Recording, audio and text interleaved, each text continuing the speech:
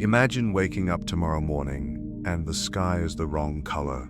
Not sunrise orange or storm gray, but something else, something that doesn't belong. A sickly yellow-green that makes your stomach turn just looking at it. The air smells strange, sulfur and ash, and something chemical you can't identify.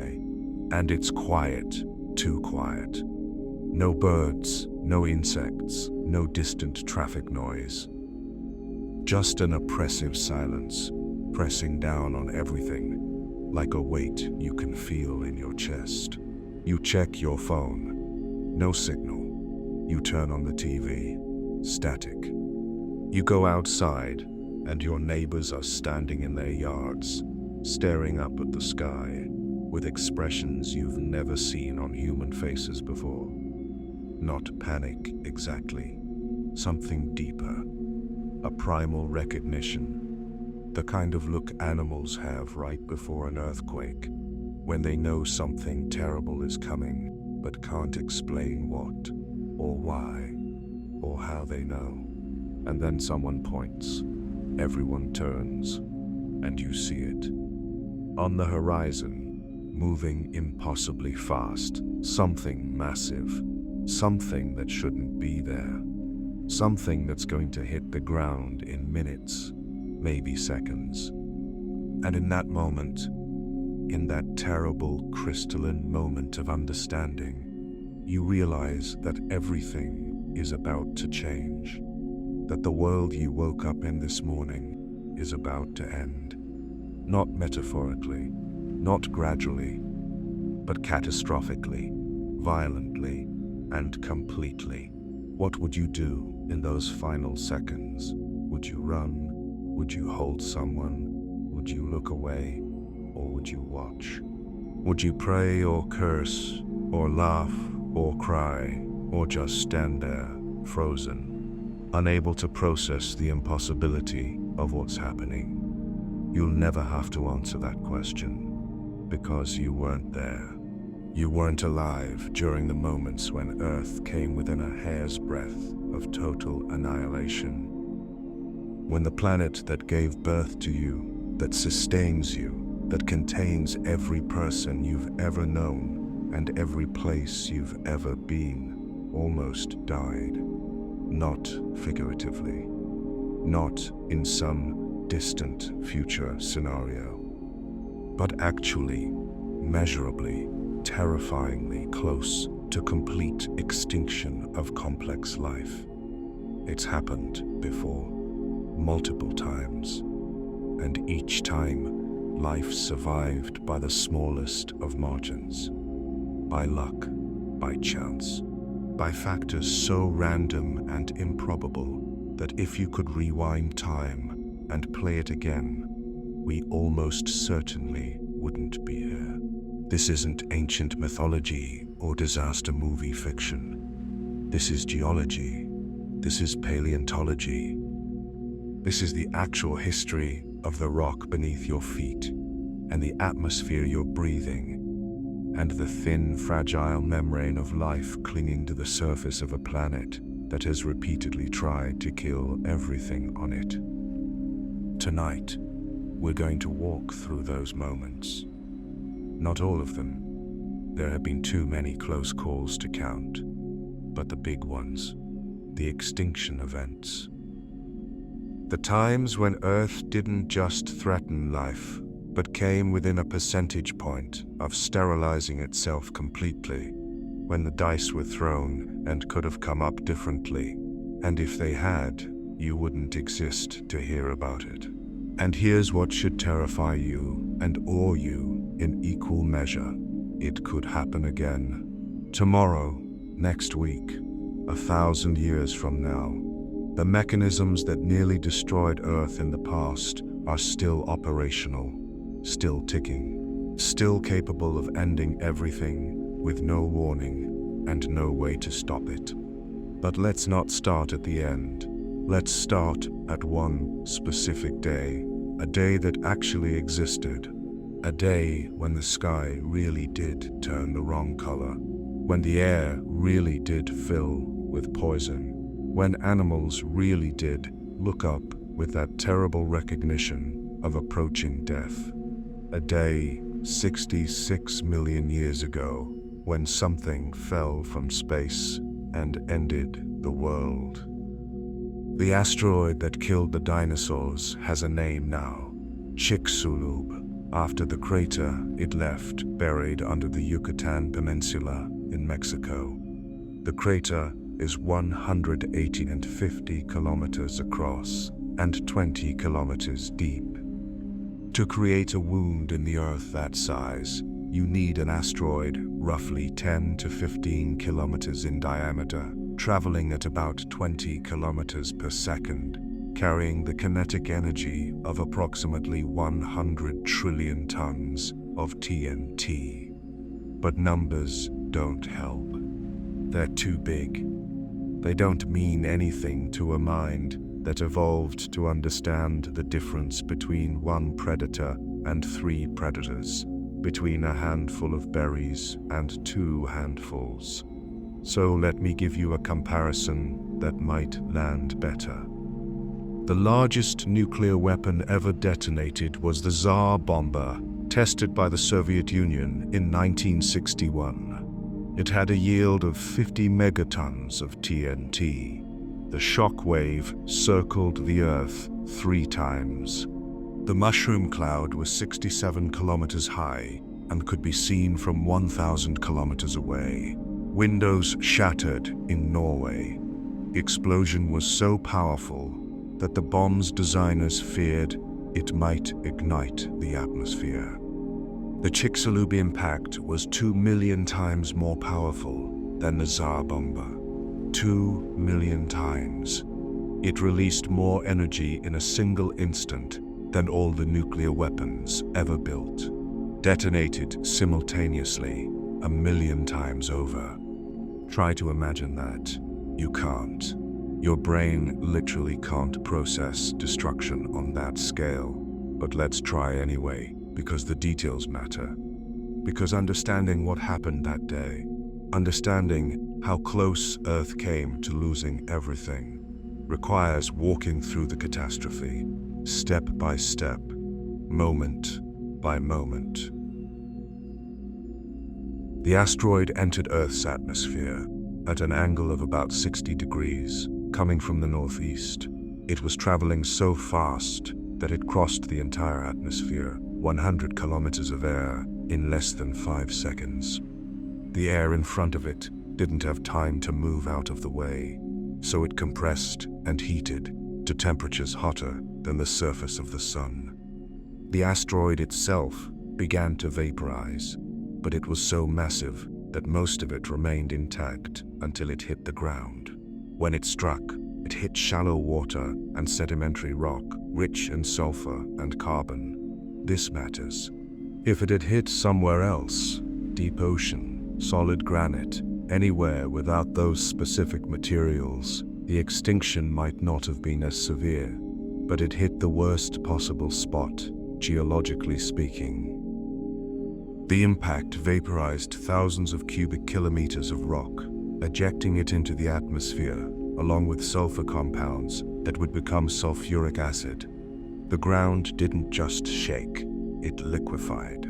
The impact created a shock wave that traveled through the rock itself, a seismic pulse that registered as a magnitude 11 earthquake, far beyond anything on the modern Richter scale. Rock behaved like water, flowing in waves hundreds of meters high. The crust of the Earth rang like a struck bell, with vibrations that took hours to dissipate. The initial explosion created a fireball that rose into space. Everything within 1,000 kilometers was incinerated instantly. Everything within 5,000 kilometers was exposed to thermal radiation intense enough to ignite forests and boil rivers. The sky itself seemed to catch fire, and in a sense it did. The upper atmosphere was heated to the point where it glowed like a furnace. But that was just the first few seconds. The real killing came next. The impact ejected trillions of tons of material into the atmosphere. Rock vaporized and turned to tiny droplets, shot upward beyond the atmosphere, and then fell back down, heating through friction, until each droplet glowed white-hot. It was raining molten glass. Imagine that for a moment. The sky filling with millions of meteorites, each one burning, each one falling, until the entire surface of the planet was being bombarded by an artificial meteor storm. This triggered firestorms. Not just fires, firestorms. Weather systems made of flame, with winds generated by the heat itself, creating feedback loops where fire creates wind, creates more fire. Continental-scale firestorms that consumed forests in hours. Animals that survived the initial impact, that were far enough away to avoid incineration, died in the fires or suffocated as the fires consumed all available oxygen. And then came the earthquakes. The impact seismic energy triggered every fault line within range. Earthquakes cascaded around the planet, each one triggering landslides and avalanches and more quakes. Volcanoes that had been dormant erupted. The planet's crust, already stressed, fractured in multiple locations. Tsunamis radiated out from the impact site. Waves hundreds of meters high, traveling at the speed of a jet plane, sweeping across the Gulf of Mexico, flooding thousands of kilometers inland. Evidence of these waves has been found as far north as North Dakota.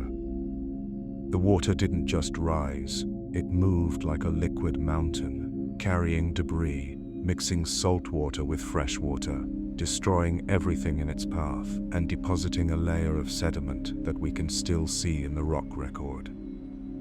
But even that wasn't the killing blow.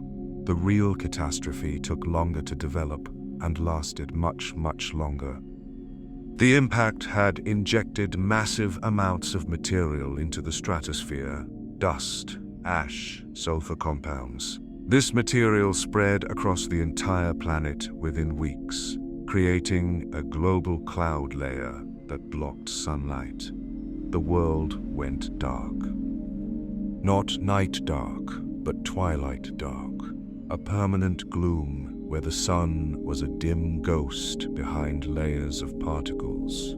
Photosynthesis stopped. Plants on land and phytoplankton in the oceans, the foundation of almost every food chain, began to die.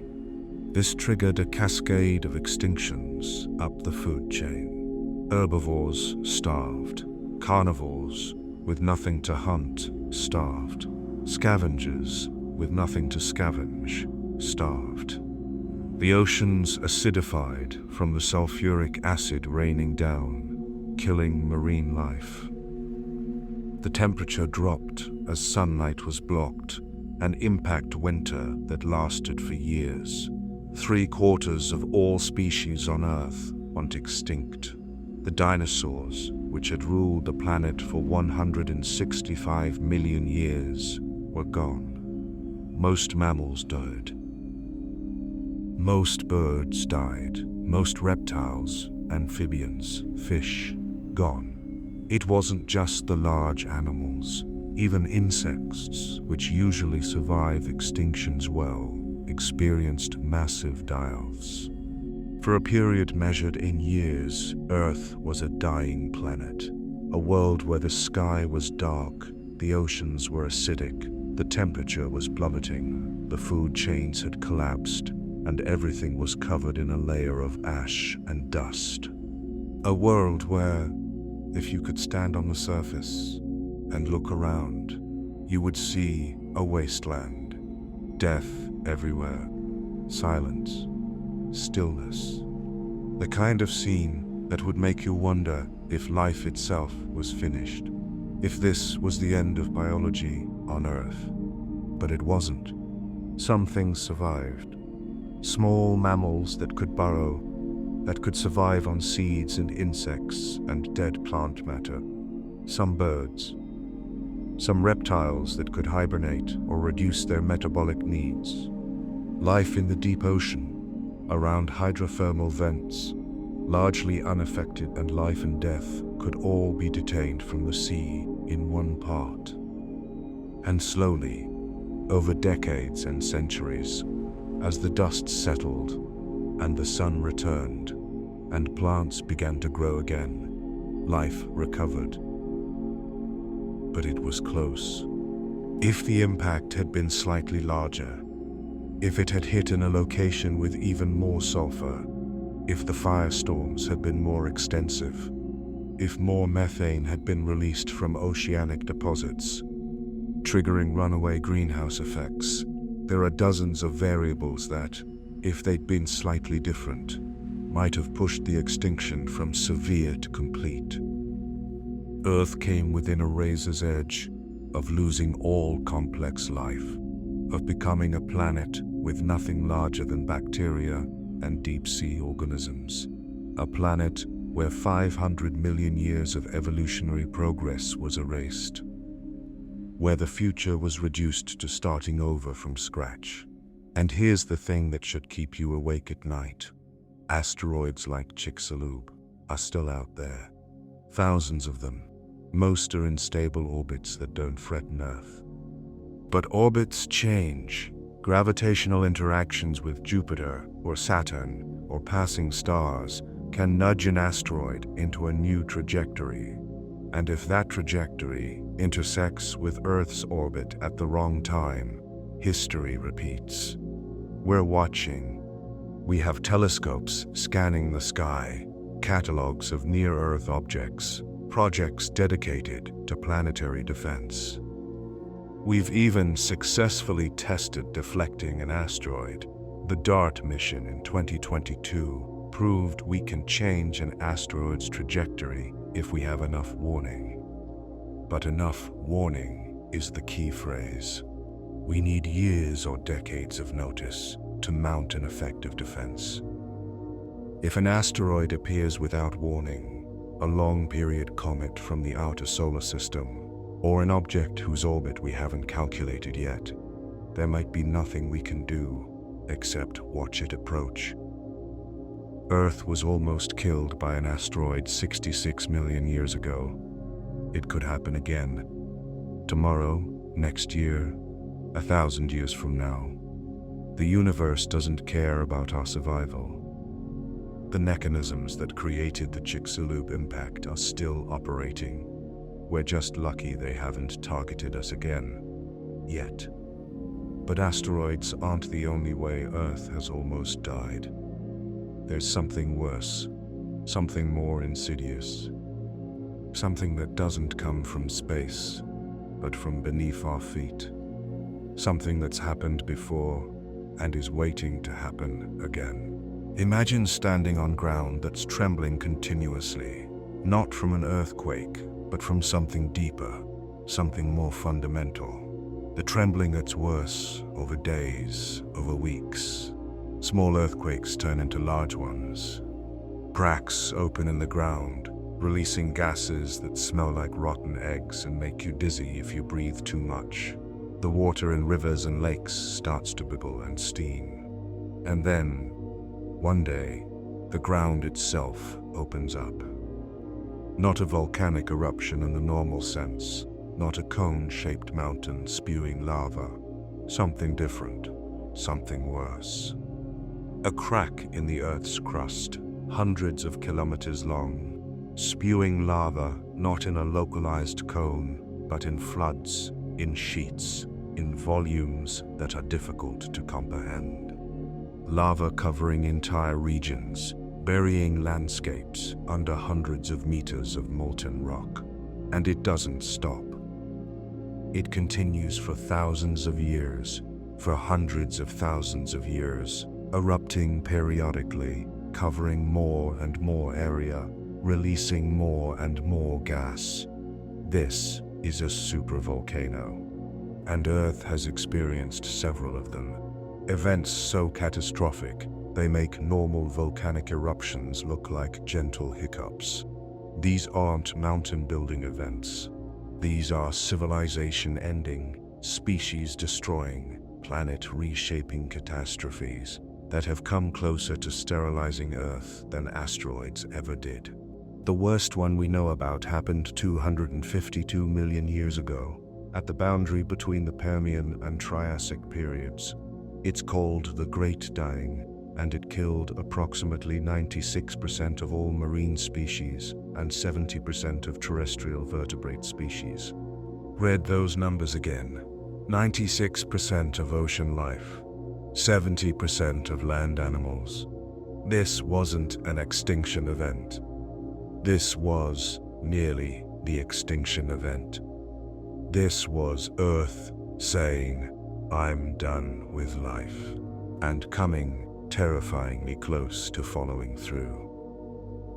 The cause was a massive volcanic eruption in what's now Siberia, an event called the Siberian Traps. The name traps comes from a Swedish word for stairs, describing the step-like appearance of the resulting rock formations.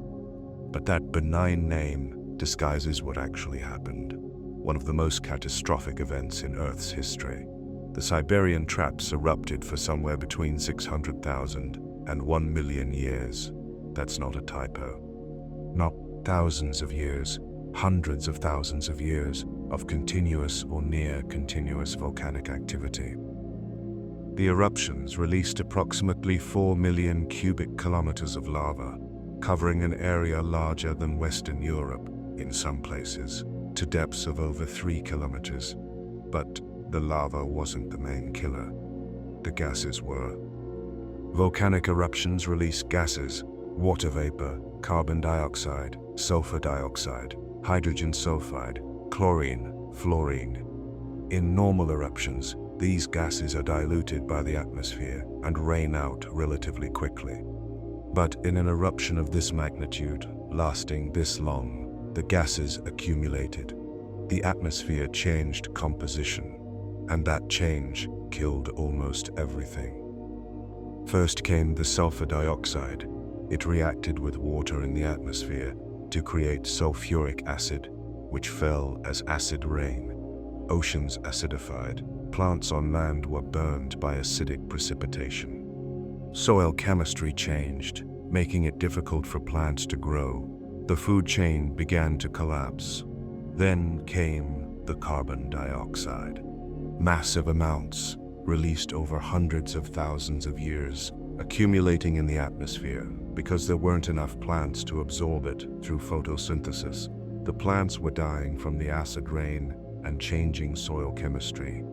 The carbon dioxide created a greenhouse effect. Global temperatures rose, oceans warmed, and warm water holds less oxygen than cold water.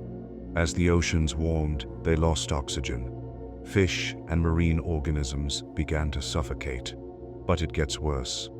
In oxygen-depleted waters, certain bacteria thrive, bacteria that produce hydrogen sulfide as a waste product. The oceans began to produce hydrogen sulfide, a toxic gas that bubbled up into the atmosphere.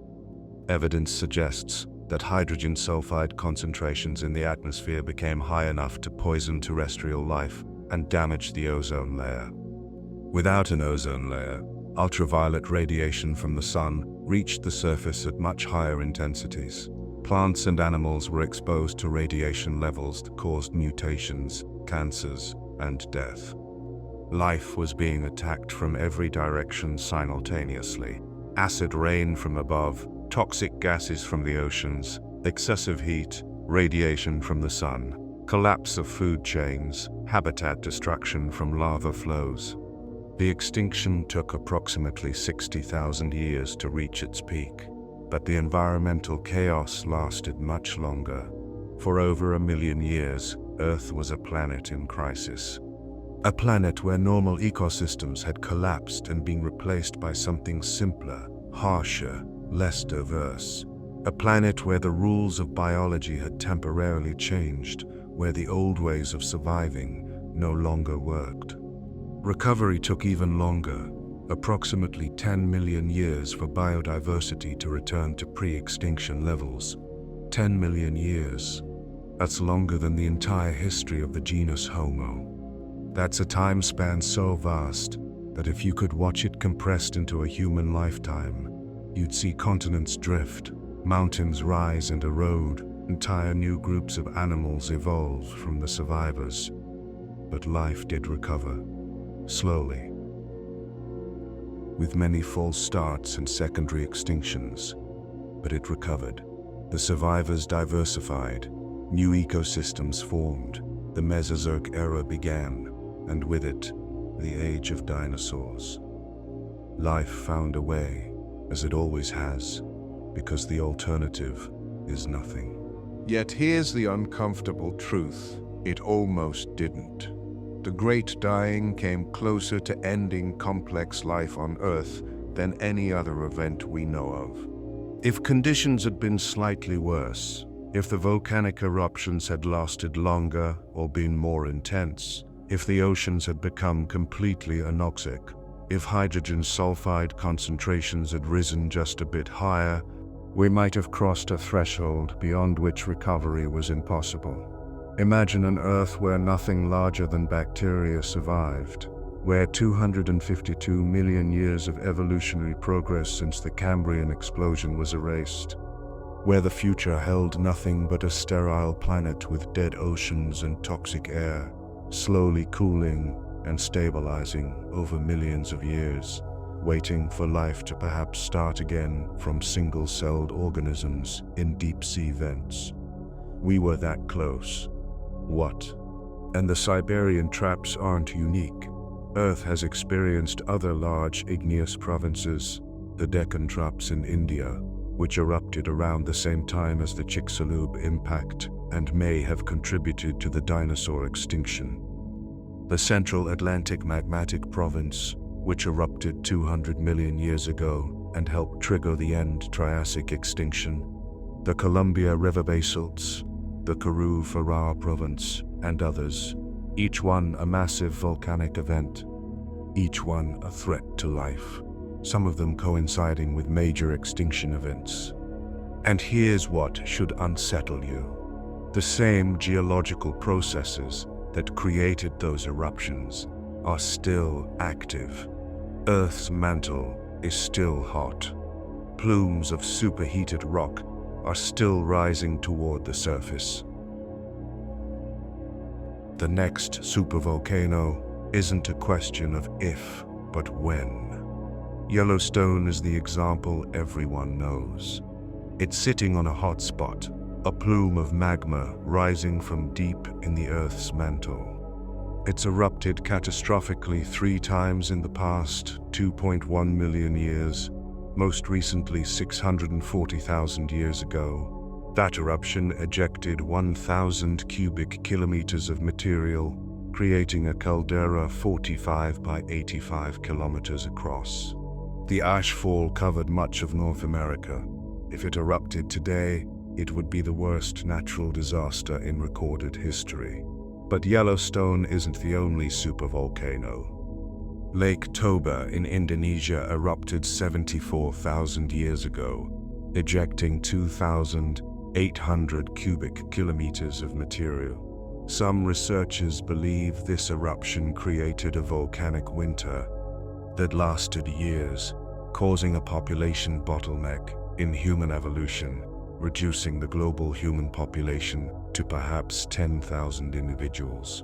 The genetic evidence is debated, but the fact remains, a single volcanic eruption nearly wiped out our species before we'd even left Africa.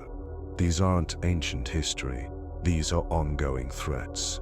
Yellowstone's magma chamber is still there, still active, still capable of producing another super eruption. We monitor it constantly, watching for signs of unusual activity. So far, it's been quiet. But quiet doesn't mean safe. It means not erupting right now. The geological record is clear. These systems erupt periodically, and the periods between eruptions can be tens of thousands to hundreds of thousands of years. We're living on a planet with multiple loaded guns pointed at us, and we have no way to unload them.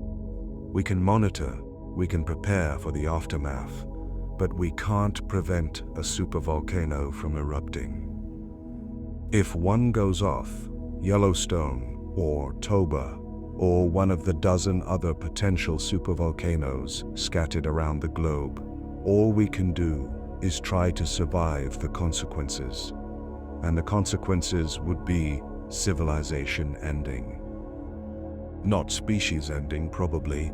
Humans are adaptable and widespread enough that we'd likely survive. But civilization as we know it, with its agriculture and cities and complex supply chains, would collapse. The ash would poison water supplies, bury farmland, destroy infrastructure. The sulfur dioxide would create acid rain and global cooling. Crop failures would be widespread. Billions would face starvation. Earth has almost died from volcanoes before. It could happen again. And unlike asteroids, which we might someday be able to deflect, there's nothing we can do about a supervolcano except watch and wait and hope our luck holds. Let's talk about something that doesn't make headlines, but is perhaps the most insidious way Earth has almost died. Oxygen. That seems wrong, doesn't it? Oxygen is life. It's what you're breathing right now, what every cell in your body needs to function, what makes complex multicellular life possible. But oxygen is also poison. It's corrosive. It reacts with everything. It causes fires. In high concentrations, it's toxic even to organisms that need it. And Earth's relationship with oxygen has been catastrophically unstable. The very presence of oxygen in our atmosphere is weird, geologically speaking. Oxygen is reactive. It shouldn't accumulate in an atmosphere, because it should react with rocks and gases and be removed. The fact that Earth has an oxygen-rich atmosphere at all is because life keeps producing it through photosynthesis, faster than geological processes can remove it. But that balance hasn't always existed. And the times when it shifted dramatically came close to ending life on Earth. The first oxygen crisis happened around 2.4 billion years ago, during what's called the Great Oxidation Event. Before this, Earth's atmosphere contained almost no oxygen. Life existed, bacteria and archaea that didn't need oxygen, that lived in oceans and in rocks, and that found oxygen toxic. Then photosynthetic bacteria evolved. Bacteria that could convert sunlight and carbon dioxide and water into sugars and oxygen. At first, the oxygen they produced was absorbed by iron dissolved in the oceans, creating vast deposits of banded iron formations that we mine for steel today. But eventually, all the iron was oxidized. The oxygen had nowhere to go. It began accumulating in the oceans and then in the atmosphere. For the organisms that couldn't tolerate oxygen, this was an apocalypse, a global pollution event. Their environment was being poisoned by a waste product from upstart bacteria. Most of them went extinct, or were pushed into marginal environments, deep ocean sediments, hot springs, anywhere oxygen couldn't reach. This was possibly the first mass extinction in Earth's history, and it was caused by life itself, by organisms that were too successful at producing a waste product.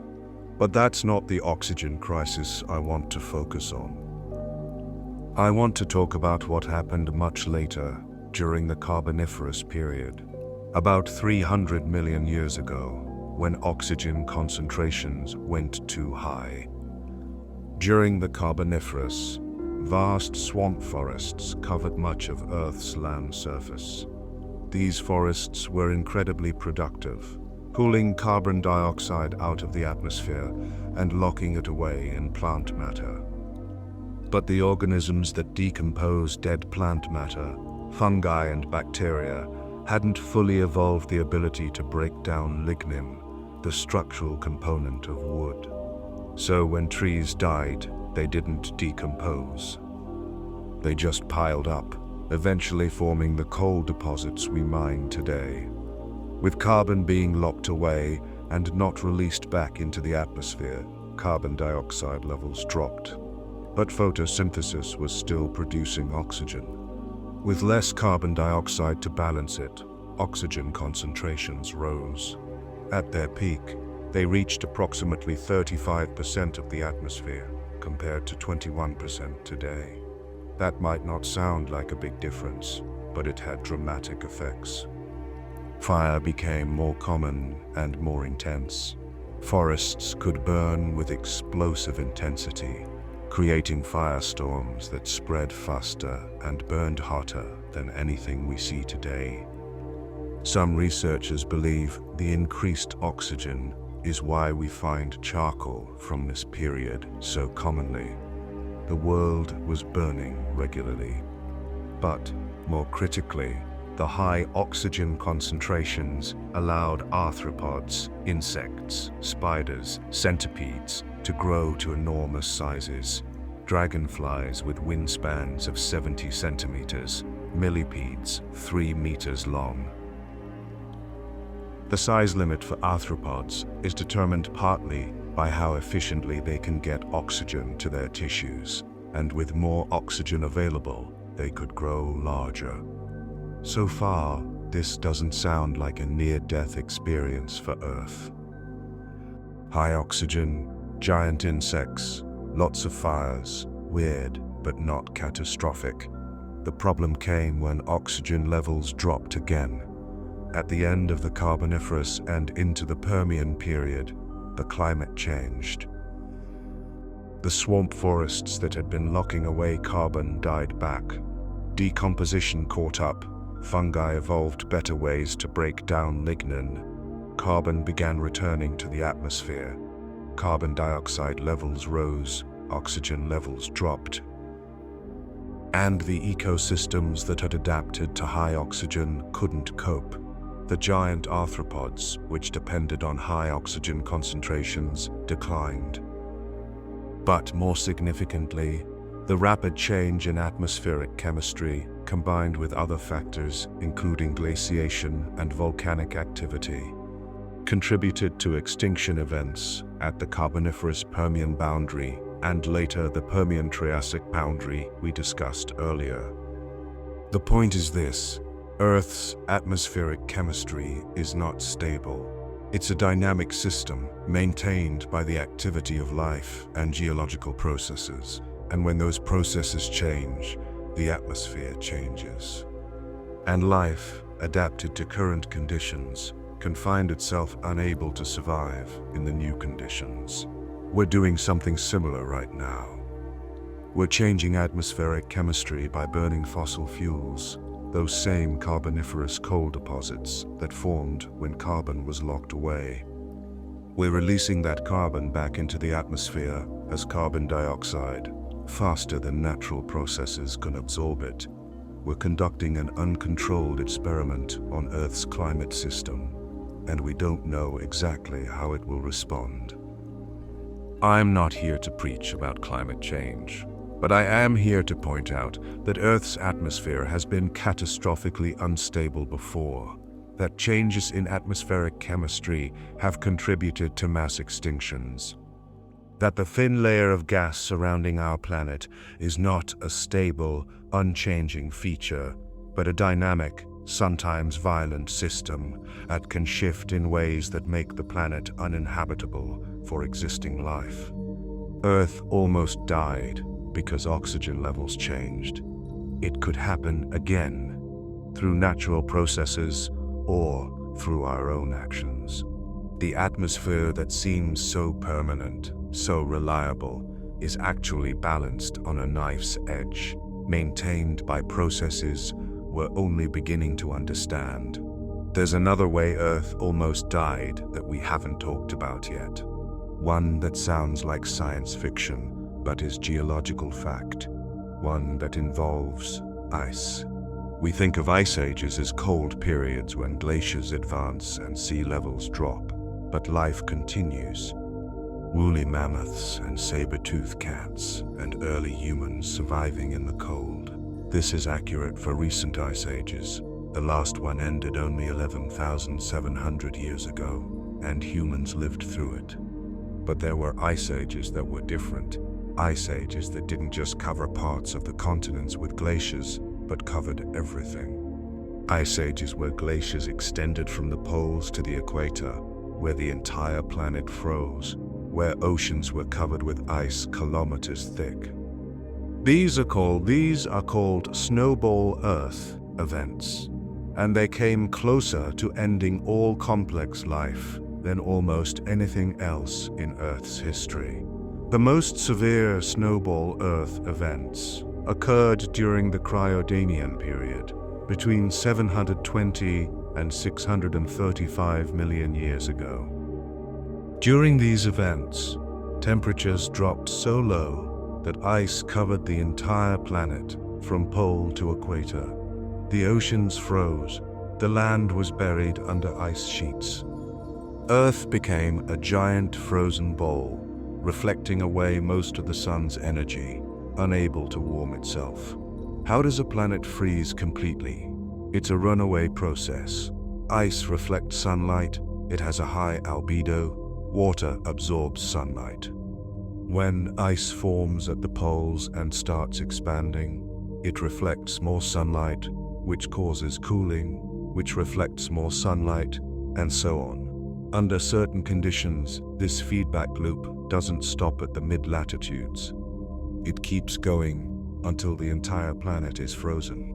But once Earth is frozen, how does it fall? This is where it gets interesting and terrifying. A frozen Earth should stay frozen. The ice reflects so much sunlight that the planet can't warm up through solar radiation alone. Earth should have stayed a frozen ball forever, a dead world with no liquid water, no photosynthesis, no complex life. What saved it was volcanoes. Even under kilometers of ice, volcanoes kept erupting. They're driven by heat from Earth's interior, not by surface conditions. These volcanoes released carbon dioxide into the atmosphere. Normally, carbon dioxide is removed from the atmosphere by weathering of rocks and absorption by oceans. But with everything frozen, these processes stopped. The carbon dioxide accumulated. Over millions of years, yes, millions, carbon dioxide built up to levels far higher than anything we're experiencing today. Eventually, enough accumulated to create a greenhouse effect strong enough to overcome the reflectivity of the ice. The planet began to warm. Ice started to melt, exposing dark rock and water that absorbed more sunlight. Another feedback loop, but in the opposite direction. The planet warmed rapidly, swinging from completely frozen to extremely hot, and perhaps just a few thousand years. This is called a hard snowball scenario, and the evidence for it is strong, but not conclusive. We find glacial deposits from this period, at latitudes that were at or near the equator. We find cap carbonates, thick layers of carbonate rocks, deposited rapidly when the ice melted and the oceans were supersaturated with carbon dioxide. We find evidence of massive carbon isotope excursions, indicating dramatic changes in the carbon cycle. But here's the question that should haunt you. How did life survive? If Earth froze completely for millions of years, how did anything remain alive to repopulate the planet when it thawed? The answer is, we don't know for certain, but there are hypotheses. Perhaps some areas remained ice-free, volcanic regions, geothermal areas, places where heat from below kept pockets of liquid water. Perhaps life survived under the ice near hydrothermal vents in the oceans. Perhaps life in its simplest forms, bacteria and archaea, survived in tiny pockets of liquid water within the ice itself, in cracks and fissures maintained by geothermal heat. What we do know is that complex life existed before the snowball Earth events. We have fossils of simple multicellular organisms from before the glaciations. And we know that complex life diversified dramatically after the snowball events. The Cambrian explosion, when most modern animal body plans evolved, occurred not long after the final snowball Earth event ended. Some researchers think the snowball Earth events and the Cambrian explosion are connected, that the extreme environmental stress of global glaciation, followed by the rapid warming and environmental chaos of the melt, created evolutionary pressures that drove rapid diversification, that life was forced to evolve or die, and the survivors emerged with new capabilities, new body plans, new ways of living. But it was close. Snowball Earth events came very close to ending all complex life. If the volcanic activity had been insufficient to build up enough carbon dioxide, if the ice had been too reflective, if some critical threshold had been crossed, Earth might have remained frozen. A sterile ball of ice orbiting the sun, with perhaps bacteria surviving deep underground or in geothermal areas, but nothing else. No plants, no animals, no evolution of consciousness, no observers to look back and understand what had happened. We were lucky. The volcanic activity was sufficient. The feedback loops worked in the right direction. The ice melted, life survived and diversified, but the margin was thin and the duration was millions of years. For millions of years, Earth was a frozen wasteland where life clung to existence in the most marginal of environments. And it could happen again. If Earth's carbon dioxide levels dropped too low, if the planet began cooling, if ice started advancing and the feedback loops kicked in, we could enter another snowball Earth state. It's not likely in the near future. Current trends are toward warming, not cooling. But on geological timescales, it's a possibility. The mechanisms that created snowball Earth are still present. The planet's climate system is still capable of entering these extreme states. We're living on a planet with a history of freezing itself solid and almost killing everything. That's not ancient history. That's the nature of the planet we inhabit. And it's a reminder that Earth doesn't exist for our benefit. It's not a stable, comfortable home designed for life. It's a dynamic, sometimes violent planet that happens to be in a state compatible with life right now. But that state can change, has changed, will change again. Let me tell you about a moment that almost no one knows about. A moment that came closer to ending complex life than even the events we've discussed. A moment 450 million years ago, at the end of the Ordovician period, when something from space almost sterilized Earth without even touching it. We've talked about asteroid impacts. We've talked about supervolcanoes and oxygen crises and global glaciations. But there's another way space can kill a planet: gamma-ray bursts. A gamma-ray burst is what happens when a massive star collapses into a black hole, or when two neutron stars merge. For a few seconds to a few minutes, the event releases more energy than the sun will produce in its entire 10 billion year lifetime. This energy is beamed out in narrow jets moving at nearly the speed of light. If one of those jets is pointed at Earth, even from thousands of light years away, the radiation can be lethal. The radiation itself doesn't reach the surface directly. Our atmosphere absorbs it. But in absorbing it, the atmosphere is changed. The gamma rays split nitrogen and oxygen molecules, creating nitrogen oxides that destroy ozone. Without ozone protection, ultraviolet radiation from the sun reaches the surface at levels that kill photosynthetic organisms in the oceans and damage terrestrial life. There's evidence, debated but significant, that a gamma ray burst hit Earth at the end of the Ordovician period. The ozone layer was stripped away. Ultraviolet radiation reached the surface. Phytoplankton, the foundation of ocean food chains, died. This triggered an extinction event that killed approximately 85% of marine species.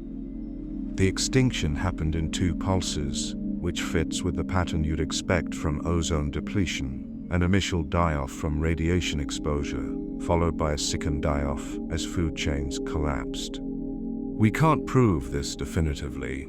We can't find the smoking gun, the fingerprint of a gamma-ray burst in rocks from 450 million years ago. But the pattern fits. The extinctions were rapid. They affected primarily surface-dwelling organisms, while deep ocean species survived. There's evidence of ozone depletion. And the alternative explanations, glaciation, volcanism, don't quite fit the timing and pattern. If this is what happened, Earth was hit by a beam of radiation from a stellar explosion thousands of light years away. From an event that happened long before, whose light took millennia to reach us, whose gamma rays traveled across interstellar space and struck our planet with enough energy to strip away our atmospheric protection. And here's the terrifying part. It could happen again. Gamma-ray bursts occur regularly in the universe. We detect them all the time from distant galaxies. Most are far enough away or pointed in directions that don't threaten us. But there are stars within range that could produce gamma-ray bursts. Betelgeuse, a red supergiant in Orion, will eventually explode and might produce a gamma-ray burst. It's about 650 light-years away, close enough that if its burst is pointed at us, we'd be in trouble. We can't predict when Betelgeuse will explode. It could be tomorrow, or it could be 100,000 years from now. When it does explode, the light will take 650 years to reach us, but we'll have no warning. The gamma rays and the light travel together at the speed of light. We'll see the star brighten dramatically in the night sky, and if we're unlucky, the ozone layer will start disappearing within hours. There's nothing we can do to prevent this, nothing we can do to shield Earth from gamma-ray bursts. We can monitor nearby stars that might produce them, but monitoring doesn't help if there's no defense. If a gamma-ray burst hits us, all we can do is try to survive the aftermath, the loss of ozone protection, the increased ultraviolet radiation, the collapse of marine ecosystems. This is perhaps the most unsettling threat Earth faces. At least with asteroids, we can watch for them and potentially deflect them. With supervolcanoes, we can monitor them and prepare. With climate change, we can attempt to mitigate our impact. But with gamma-ray bursts, we're helpless. We're at the mercy of stellar processes happening hundreds or thousands of light-years away, processes we can't control or predict or defend against. Earth almost died from space radiation 450 million years ago. It could happen again, and we'd never see it coming. Let's pause here for a moment and consider what we've learned. Earth has almost died at least 5 major times in the last half-billion years, the times we call the Big 5 mass extinctions. The end Ordovician, which might have been caused by a gamma-ray burst, the late Devonian, possibly caused by multiple impacts or climate change, the end Permian, the Great Dying, caused by the Siberian Traps supervolcano, the end Triassic, caused by volcanic activity and climate change, and the end Cretaceous, caused by the Chicxulub asteroid impact combined with Deccan Traps volcanism. 5 times in the last 450 million years. That's approximately once every 90 million years on average, though the spacing is irregular. Each extinction killed at least 75% of species. The worst killed 96%. Each time, life teetered on the edge of complete collapse. Each time, recovery took millions of years. Each time, the world that emerged was fundamentally different from the one that died. But these are just the major extinctions. There have been smaller ones, events that killed only 50% or 60% of species. Events that would be catastrophic by any modern measure, but don't make the Big Five list because they weren't quite devastating enough. There's evidence of regular pulses of extinction throughout Earth's history. A background rate, punctuated and unbuckled paper. Earth is not a safe place. It never has been. It's a planet in a violent universe, orbiting a star that will eventually expand and consume it, hosting life that has repeatedly come within a hair's breadth of total annihilation. The fact that we're here, that life persisted through all these catastrophes, is not evidence of design or providence. It's evidence of luck. Blind, random, improbable luck. And our luck might be running out. Not tomorrow, not next year, but on the geological timescales that actually matter. Because all the mechanisms that almost killed Earth in the past are still operational. Asteroids still orbit the sun. Supervolcanoes still lurk beneath seemingly stable ground. Atmospheric chemistry still fluctuates. Climate feedbacks still exist. Stars still explode. And space still holds unknown threats we haven't even identified yet. We like to think we're special, that we've reached a level of technology and understanding that insulates us from natural catastrophes, that we can see threats coming and defend against them. And to some degree, this is true. We have capabilities that no previous life form on Earth has had. We can monitor the sky for asteroids, the ground for volcanic activity, the atmosphere for climate change. We can build shelters, stockpile supplies, develop technologies that might allow us to survive what would kill other species. But we're not as protected as we think. A Chicxulub scale impact would end civilization. We might survive as a species. Humans are adaptable and widespread, but the world we've built would be destroyed. A supervolcano eruption would cause global famine, and billions would die. Rapid climate change could make large parts of Earth uninhabitable. A gamma-ray burst could strip our ozone layer before we even knew it was happening. We're living in a brief period of relative stability, a lucky moment between catastrophes. Earth's history is mostly catastrophe. The stable periods are the anomalies. We happen to be alive during one of the stable periods, which makes us think stability is normal. But it's not. Normal on Earth is violence. Normal is death. Normal is extinction. And the clock is ticking. Somewhere, an asteroid might be on a collision course with Earth, its trajectory gradually shifting toward us, years or decades away from impact. Somewhere, a supervolcano might be building pressure, approaching the point where the crust can no longer contain it. Somewhere, a star might be in the final stages before exploding and producing a gamma-ray burst pointed in our direction. We don't know when the next catastrophe will arrive. We don't know what form it will take. We don't know if we'll have any warning. We just know that it's coming, because it always has. Because Earth's history is written in extinction layers, and impact craters, and flood basalt provinces, and anomalous isotope ratios in ancient rocks. The planet we're standing on has tried to kill all complex life multiple times. It has come within a percentage point of succeeding. It has created conditions so hostile that survival seemed impossible. Yet life survived anyway, through some combination of luck and resilience and evolutionary adaptability. But luck runs out.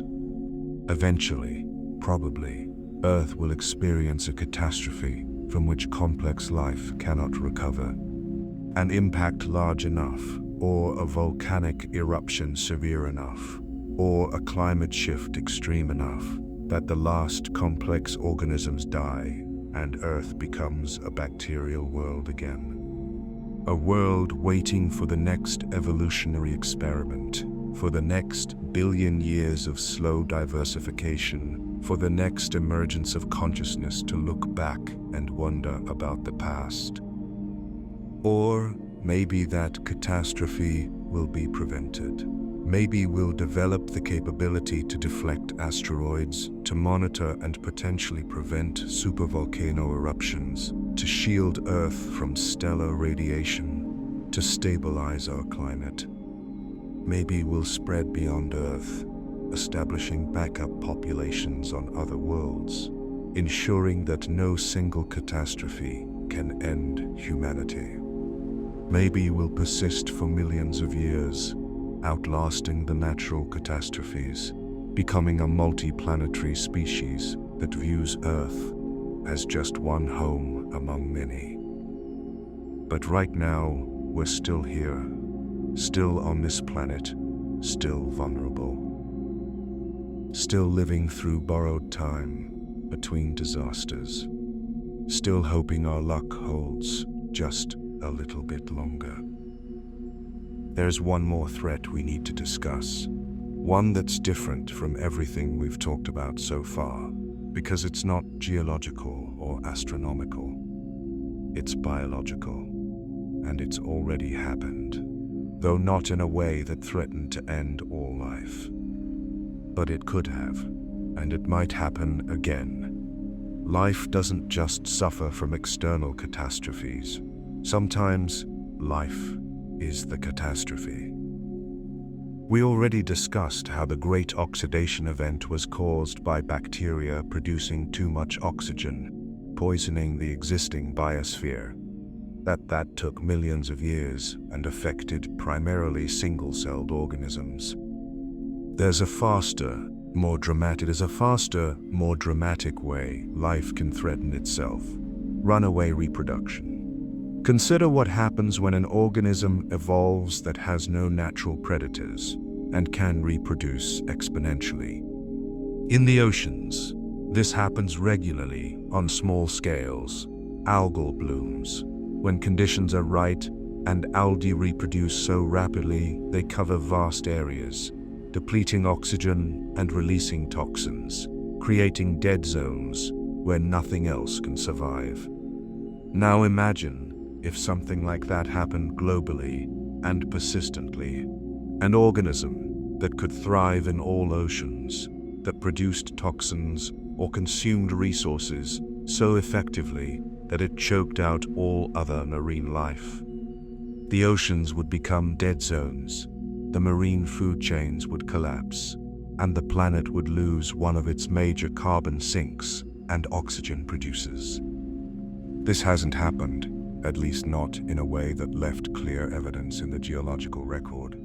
But it could, and if it did, the consequences would cascade. Loss of ocean productivity would affect atmospheric composition. Loss of marine food chains would affect all life dependent on the oceans. The resulting changes in chemistry and climate could trigger additional extinctions on land. Life is a system of checks and balances. Predators control prey populations. Parasites and diseases prevent any one species from overwhelming its environment. Competition limits exponential growth. But these balances are not stable. They're dynamic, constantly shifting, and under the right conditions, they can break down catastrophically. We're seeing a small-scale version of this now with climate change. Warming oceans are creating more frequent and severe algal blooms. Dead zones are expanding. Coral reefs, ecosystems that support approximately 25% of all marine species, are dying from bleaching events caused by warm water. These are warning signs of systems under stress, balances shifting, feedback loops beginning to activate. And we're the organism that's grown without natural limits. 7 billion humans and counting, consuming resources, producing waste, altering ecosystems on every continent and in every ocean. We haven't triggered a global extinction event yet, though we're causing what some call the sixth mass extinction through habitat destruction and climate change. But the potential is there, not intentionally, not because we're malevolent, but because we're biological organisms, doing what biological organisms do, reproducing, consuming resources, competing for space and energy. We just happen to be very good at it, good enough that our success is changing the planet in ways that might ultimately undermine the systems we depend on. This is the biological catastrophe that doesn't require an asteroid or a supervolcano. This is the catastrophe of success, of a species that becomes so dominant it destroys the ecological foundation that supports it. And when that foundation collapses, the dominant species goes extinct, along with everything else it displaced. Earth has almost died from biological causes before. The oxygen crisis. It could happen again, either from human activity or from some other organism that evolves the ability to dominate global ecosystems. Life-threatening life. Biology undermining biology. The irony of extinction caused not by cosmic violence, but by success. So where does this leave us?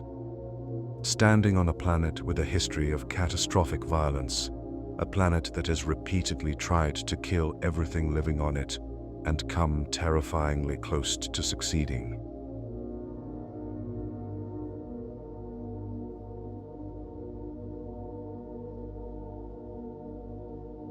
A planet that's stable enough right now that we can build cities and farms and civilizations, but that stability is temporary, an anomaly in a history of disruption and death. We can't prevent most of these catastrophes. We can't stop asteroids completely, though we're developing the capability to deflect some of them. We can't prevent supervolcanoes from erupting, though we can monitor them and try to prepare. We can't stop gamma-ray bursts, or prevent the sun from gradually brightening, or halt the slow cooling of Earth's core that will eventually shut down the magnetic field that protects us from solar radiation. We're passengers on a planet we don't control, orbiting a star we don't control, in a galaxy full of processes we can barely understand and certainly can't influence. We're subject to forces vastly larger than ourselves, forces that could end everything we know without warning and without possibility of defense. And yet, we're still here. Despite 5 major mass extinctions and dozens of smaller ones. Despite asteroid impacts and supervolcano eruptions and climate catastrophes and oxygen crises and global glaciations. Despite every mechanism of destruction the universe has thrown at this planet, life persists. Humans exist. Consciousness emerged. We can look back at this history and understand it, can recognize how close we came to never existing, can appreciate the blind luck and random chance that led from the first replicating molecules to thinking, feeling beings who can ask questions about their own existence. That's either profoundly meaningful or utterly meaningless, depending on your perspective. Maybe it means we're special, that consciousness is rare and precious and should be preserved. Maybe it means we're nothing, that our existence is an accident, and our extinction would be a footnote in geological history. Maybe it means both simultaneously, that we're cosmically insignificant and personally precious at the same time. But whatever it means, we're here now. Now, in this moment, on this planet that almost died but didn't, breathing air that contains oxygen, produced by photosynthetic organisms, walking on rock that was once molten lava, looking at stars that might someday explode and send radiation powerful enough to strip our atmosphere. We're living in the shadow of past catastrophes and the precursor to future ones. Earth has almost died before. Earth will almost die again. Maybe next time, the almost becomes actually, and this experiment in complex life ends for good. Maybe next time, we're not lucky enough to survive. Maybe next time, the asteroid is bigger, the supervolcano is more severe, the climate shift is too extreme, the gamma ray burst is pointed right at us. Or maybe not. Maybe our luck holds. Maybe we develop the technology to protect ourselves from asteroids and supervolcanoes and climate change. Maybe we spread beyond Earth, becoming multiplanetary and then multistellar, rendering ourselves immune to single-point failures. Maybe consciousness, once it emerges, is resilient enough to persist indefinitely, constantly adapting, constantly surviving, finding ways to endure that we can't yet imagine. We don't know. We can't know. We're in the middle of the story, not at the end, and the ending hasn't been written yet. But we can look backward and see how close we came to not existing. We can look at the fossil record and see the extinction layers, and understand that we're here because our ancestors, however far back, survived. We can look at the rocks beneath our feet and know that they've been witness to death on a scale we can barely imagine. And we can look forward and accept that the mechanisms of death are still operational, that Earth is not safe and never was. That the day when Earth almost died is not just history, but future. That the threats that destroyed 96% of species in the past are still present, still capable of striking again, still waiting in the cold of space, or the heat beneath the crust, or the chemistry of the atmosphere. But tonight, at least, we're safe. The asteroid that could hit tomorrow is still out there somewhere, but it hasn't hit yet. The supervolcano that could erupt this year is still dormant, at least for now. The star that could explode and send a gamma ray burst our way is still stable, still shining normally in the night sky. Tonight, we're alive, on a planet that almost died but didn't. And that's worth acknowledging. That's worth appreciating. Because it's a gift we didn't earn and don't deserve. A stroke of luck, so improbable that if you could calculate the odds, the number would be effectively 0. The day Earth almost died is also the day it didn't. And that difference, that narrow margin between extinction and survival, is the reason you're here reading this, thinking about this, existing at all. The universe tried to kill us. The planet tried to kill us. Time and chance and violence and catastrophe all conspired to end this experiment in consciousness before it truly began. They failed. So far, they've failed. And maybe, just maybe, they'll keep failing. Maybe we'll keep surviving, keep adapting, keep finding ways to persist despite everything the cosmos throws at us. Or maybe tomorrow, the sky turns the wrong color. Maybe tomorrow, we look up and see something that shouldn't be there. Maybe tomorrow is the day Earth doesn't almost die.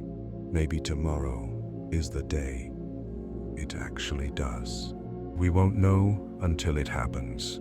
All we can do is watch and wait and hope that our luck, that improbable and explicable, beautiful luck that's kept us alive through catastrophes that should have ended everything, holds for just a little bit longer. Just long enough to see what happens next. Just long enough to keep asking questions. Just long enough to keep existing in this brief, unlikely moment between the death that came before and the death that's waiting ahead. The day Earth almost died is every day, and the day it didn't is today. So breathe, look around, notice that you're here, against all odds, in defiance of probability, in the pause between apocapses, and be grateful, not to anything in particular. Just grateful that the rock we're standing on has survived, that life found a way through every catastrophe, that consciousness emerged against impossible odds, that you exist here, now, able to contemplate the vast history of near-death experiences that made your existence possible. Earth has almost died. It will almost die again. But not tonight. Tonight, we're here, alive, thinking, wondering. And that's enough. For now, that's enough. But let's not fool ourselves with comforting thoughts. Let's not pretend that enough for now is the same as enough forever. Because there's another aspect of Earth's near-death experiences we haven't fully confronted yet. Something that makes all the other catastrophes seem almost merciful by comparison. Slow death. Every extinction event we've discussed happened relatively quickly. The Chicxulub impact took hours to days for the immediate effects, years for the nuclear winter. The Siberian traps erupted for hundreds of thousands of years, which sounds long until you remember that Earth is 4.5 billion years old. It's a geological eye blink. Even snowball Earth events, lasting millions of years, were relatively brief in the context of planetary history. But there's another kind of death Earth has faced, one that unfolds so slowly you might not notice it happening until it's too late. One that doesn't announce itself with fire or ice or darkness, but with gradual, inexorable change. One that we're potentially experiencing right now. Consider the sun, our sun, the star that makes all life on Earth possible. It's not constant, it's not stable, it's slowly, steadily getting brighter. When Earth formed 4.5 billion years ago, the sun was approximately 30% dimmer than it is today. This creates what's called the faint young sun paradox. If the sun was that much dimmer, Earth should have been completely frozen. The liquid water necessary for life to begin shouldn't have existed. Yet we have clear geological evidence that liquid water existed on Earth as far back as 4.4 billion years ago, almost as soon as the planet cooled enough to have a solid surface. The solution to the paradox involves greenhouse gases. Early Earth had a much thicker atmosphere, with more carbon dioxide and possibly methane, which trapped enough heat to keep water liquid despite the dimmer sun. As the sun gradually brightened over billions of years, atmospheric greenhouse gas concentrations decreased to compensate, maintaining stable temperatures. But this compensation has limits, and we're approaching them. The sun will continue to brighten. In approximately 500 million to 1 billion years, it will be bright enough that Earth's mechanisms for temperature regulation will fail. The oceans will begin to evaporate. Water vapor is itself a greenhouse gas, which will cause more warming, which will cause more evaporation in a runaway feedback loop. Eventually, Earth will enter what's called a moist greenhouse battery state, where the upper atmosphere is saturated with water vapor. Ultraviolet radiation will split water molecules into hydrogen and oxygen. The hydrogen, being light, will escape to space. Earth will slowly, irreversibly lose its water. After another billion years or so, Earth will resemble Venus, a scorched, hellish planet with surface temperatures hot enough to melt lead, atmospheric pressure crushing enough to destroy any spacecraft we've sent there, and no liquid water anywhere. The oceans will be gone. The atmosphere will be mostly carbon dioxide. Life, if it exists at all, will be restricted to extremophile bacteria in the most sheltered environments. This is Earth's eventual fate, barring intervention. Not might be, will be. The physics is straightforward, the timeline uncertain, but inevitable. The sun is getting brighter, because that's what stars do. As they age, they fuse hydrogen into helium, and the helium ash in their cores makes them gradually more luminous over time. We have somewhere between 500 million and 1.5 billion years before Earth becomes uninhabitable for complex life. That sounds like a long time. It's not. Not on the time scale of evolution. Not when you consider that complex life has already existed for over 600 million years. We're potentially past the halfway point of Earth's habitability for organisms like us. The dinosaurs had 165 million years. Mammals have had 66 million years since the dinosaurs died. Humans have had perhaps 300,000 years. If we survive and continue to evolve, we have maybe 500 million years left on Earth before the planet becomes uninhabitable. That's less time than life has already had to diversify since the Cambrian explosion. This is slow death. This is the universe, not bothering with dramatic catastrophes, but simply waiting, letting physics take its course, letting the sun do what stars do. In a billion years, give or take, Earth dies. Not from impact or eruption or ice or radiation. From time itself, from the inevitable aging of the star that gives us life, and there's nothing we can do about it. We can't dim the sun, we can't stop stellar evolution. We can't prevent the gradual brightening that will eventually boil away our oceans and turn Earth into a desert world. Unless we leave. Unless we become a spacefaring species capable of moving to other worlds, other star systems, other galaxies, if necessary. Unless we accept that Earth, for all its wonder and beauty and importance to us, is temporary. I will never make more break then. That our planet has an expiration date, and that date is a lot closer than the end of the universe. This is perhaps the most existentially disturbing threat Earth faces, because it's certain.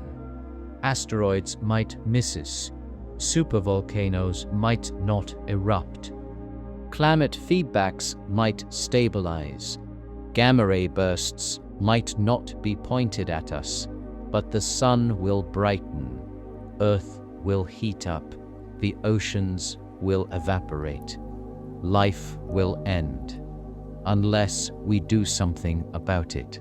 Unless humanity, or whatever Earth's dominant species is 100 million years from now, develops the capability to either modify the sun impossible with current physics, or engineer Earth's climate on a massive scale, difficult but potentially achievable, or leave Earth entirely for other worlds, difficult but certainly achievable given enough time. Status phrase ends for this Operation Dent. We're living on a planet with a countdown timer. The alarm isn't going off yet. Won't go off for hundreds of millions of years, but it's ticking, always ticking. And unlike the other threats we've discussed, This one is absolutely certain. The only question is whether conscious life will still be around to witness it, and if so, whether that life will have the capability to escape. Let's talk about something even more unsettling. The fact that we might have already experienced close calls we don't know about yet. The geological record is incomplete. We can read rocks, analyze isotopes, study fossils, and reconstruct past events, but we can't see everything. There are gaps, periods where the rock record is sparse or missing entirely. Times when erosion or tectonic activity has destroyed the evidence, events that might not leave clear signatures. How many near-extinction events have happened that we simply don't know about? How many times has Earth come within a percentage point of losing all complex life, but the event was either too brief to leave clear evidence, or the evidence has been destroyed by subsequent geological activity? Consider that most of Earth's surface is ocean floor, and ocean floor is constantly being recycled through subduction. The oldest ocean floor on Earth is only about 200 million years old. Everything older has been pulled into subduction zones and melted. Any evidence of impacts or volcanic events or other catastrophes that occurred in ancient oceans is simply gone, subducted into the mantle and destroyed. Or consider that continental rock is constantly being eroded, weathered, buried, metamorphosed. The geological record on continents is better preserved than in oceans, but it's still full of gaps. Entire periods of Earth's history are poorly represented in the rock record. We have to piece together what happened from the scraps of evidence that survived. What if there was an extinction event 1.5 billion years ago that killed 95% of all life? But it happened during a period where rock preservation is poor. What if there were multiple snowball Earth events beyond the ones we know about? What if there have been asteroid impacts larger than Chicxulub, but they struck ocean-crust that has since been subducted? We don't know. We can't know. The past is partially erased, overwritten by geological processes, hidden from our view. We can only read the story that survived, knowing that large parts of the narrative are missing. This should be deeply unsettling. It means the extinction events we know about might be just the ones that happened to leave clear evidence.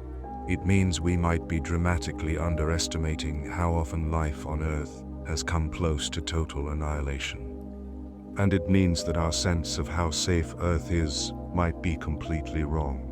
We look at the big 5 extinctions and think, well, that's roughly one every 90 million years, so we're probably safe for a while. But what if there are gaps in the record? What if the actual frequency is higher? What if we're overdue for a catastrophe simply because we haven't correctly calculated the risk?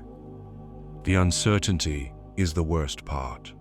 We're making decisions about planetary defense, about climate policy, about species conservation, based on incomplete information.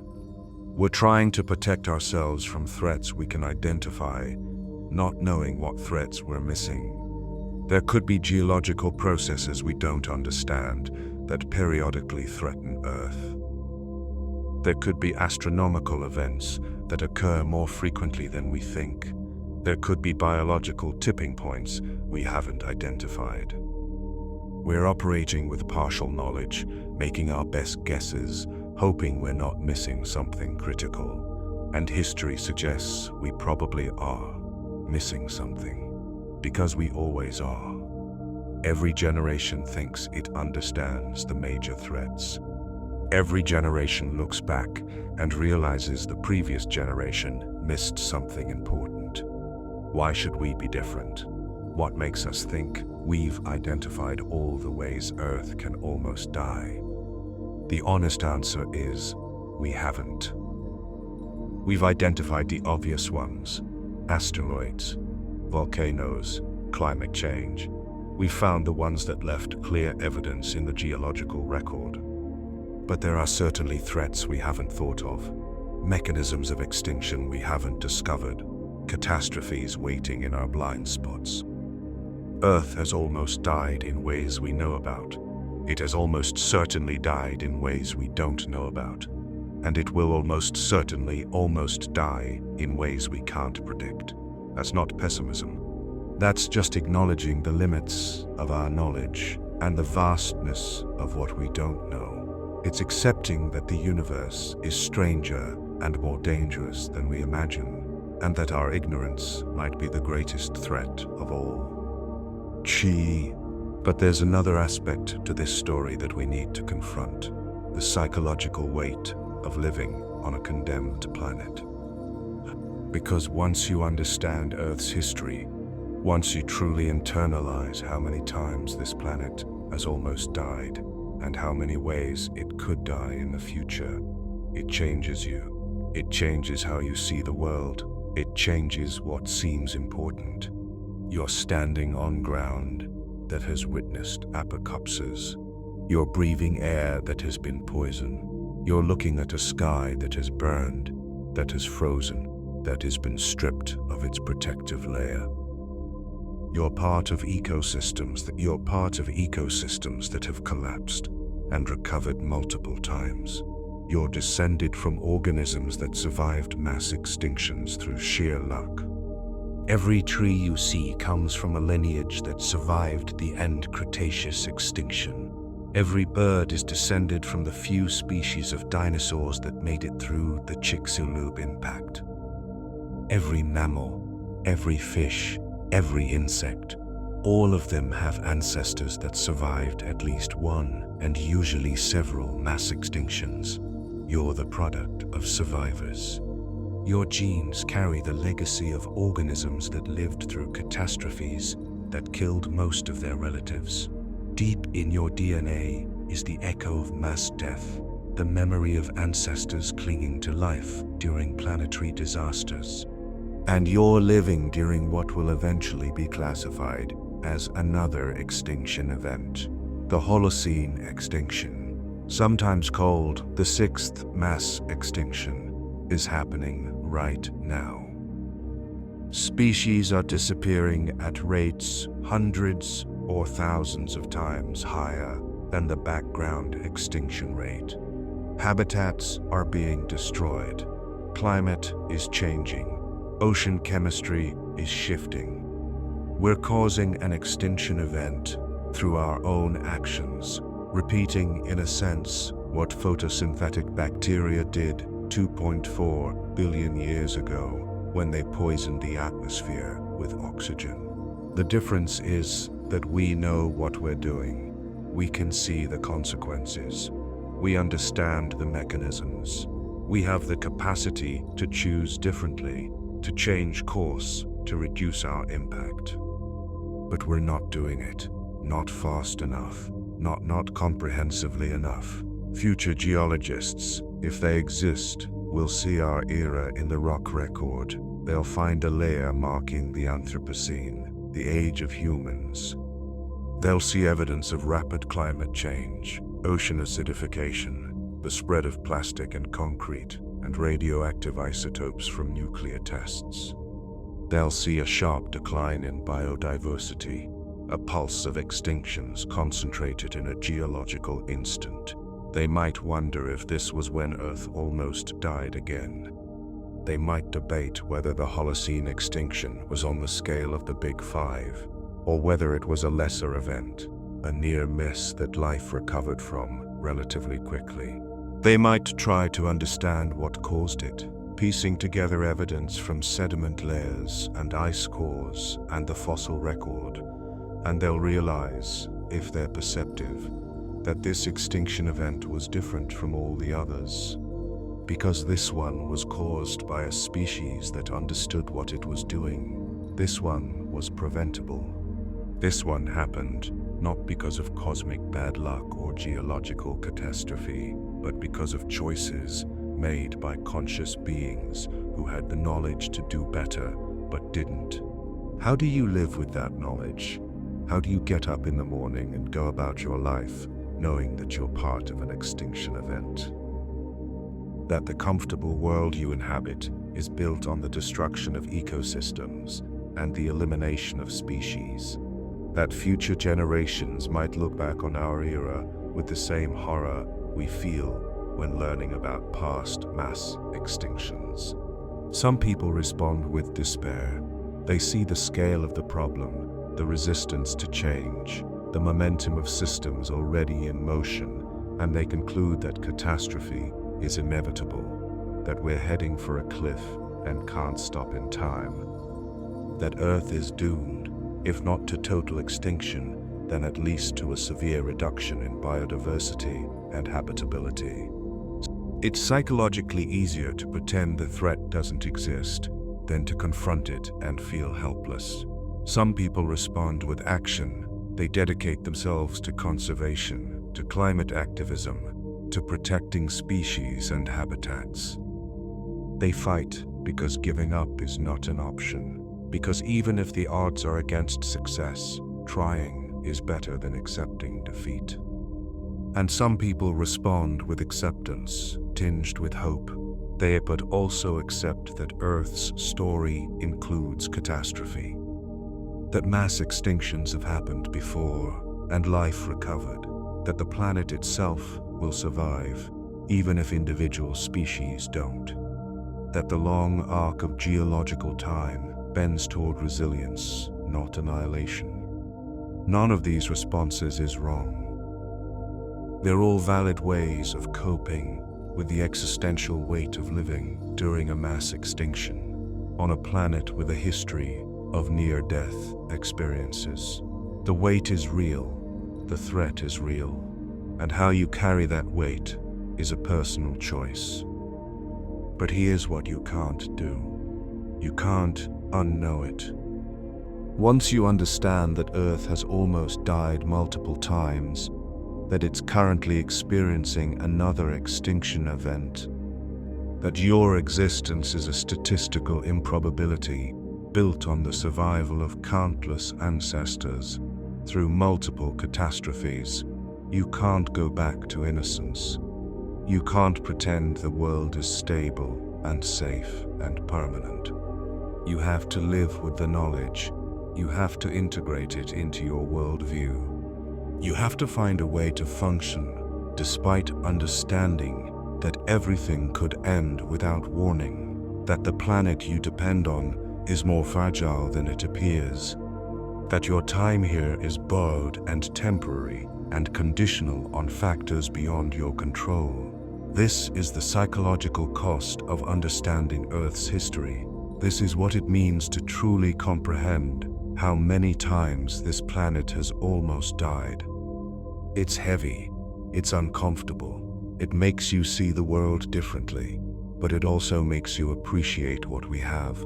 The fact that you're alive to worry about extinction means extinction hasn't happened yet. The fact that you can read about past catastrophes means those catastrophes didn't end the lineage of consciousness. The fact that we can study Earth's violent history means Earth survived its violence. There's perspective in that. There's even hope. Because if life made it through everything the universe has thrown at this planet so far, maybe it can make it through what's coming next. Maybe we're more resilient than we think. Maybe the same luck that got us this far will carry us forward a little longer. Or maybe not. Maybe our luck runs out tomorrow. Maybe the next catastrophe is the one we don't survive. Maybe Earth's story ends not with a bang or a whimper, but with silence, with the gradual cessation of complex life, with a return to a microbial world. We don't know. We can't know. All we can do is carry the weight of that uncertainty and keep going anyway.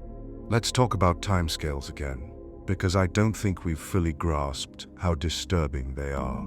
When we say the Siberian traps erupted for 600,000 years, your mind skips over that number.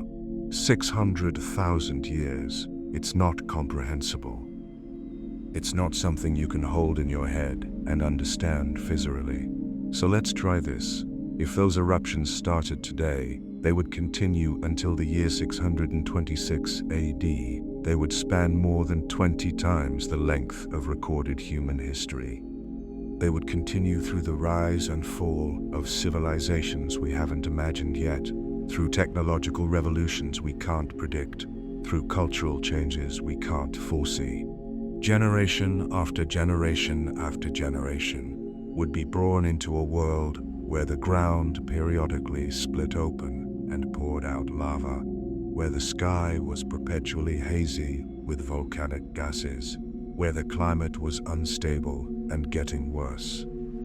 60,000 generations of humans would live and die during those eruptions.